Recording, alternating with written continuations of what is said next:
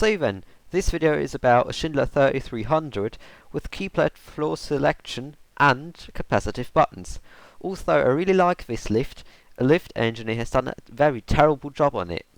Even though this lift has a star button for the exit level, the star button gets the lift down to the lowest floor, which is the basement floor.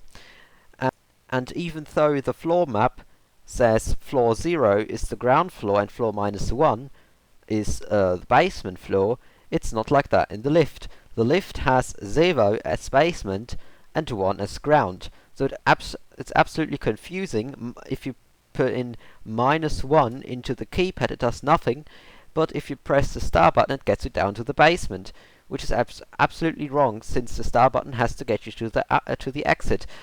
So this kind of is against regulation, and a lift engineer has done a very terrible job when it comes to programming of this lift.